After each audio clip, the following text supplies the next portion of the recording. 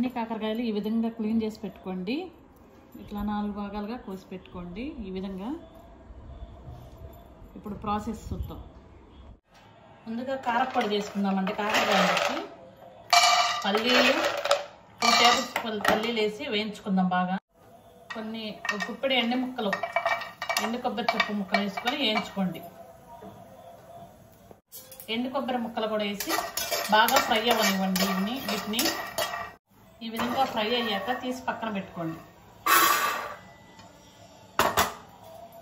అదే కళాయిలో ఆయిల్ వేసుకొని కాకరకాయలు వేసుకోండి. ముందుగా కాకరకాయలు ఫ్రై చేసుకోవాలి. ఆయిల్ కొంచెం ఎక్కువ వేసుకోండి. ఈ విధంగా అన్ని కాకరకాయలు వేసి మంచి బ్రౌన్ కలర్ వచ్చిన దాకా వేయించుకోండి. ఈ విధంగా ఒక పక్క ఫ్రై అయ్యాక రెండో పక్కకి తిప్పుకోండి.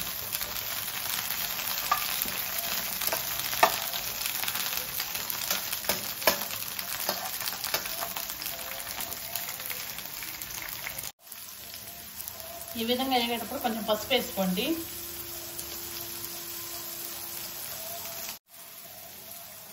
ఉప్పు. కాకరకాయలు ఫ్రై అయ్యేలోపు ముందు మనం వేయించుకున్న వాటిని మిక్సీ పట్టుకున్నాం.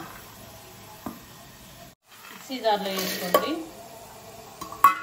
నేను కూర కారం వేస్తున్నాను కాబట్టి జీలకర్ర వెల్లుల్లిపాయ ఏమేమి వేయట్లేదు. ఆల్రెడీ దీంట్లో అన్నీ ఉంటాయి. మీ కారం ఎంత తినగలిగితే అంత వేసుకోండి. కరివేపాకు. ఈ విధంగా ఫ్రై చేసుకున్నాక మీరు ముందుగా మిక్సీ చేసి పెట్టుకున్న కారాన్ని వేసుకోండి.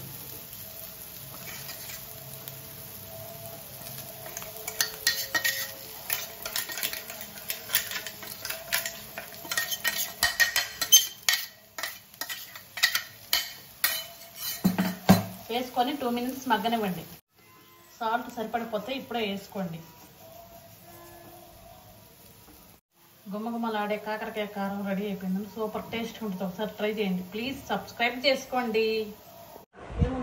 ఏం లేదు మేడం, ఏముంది చెప్పడానికి.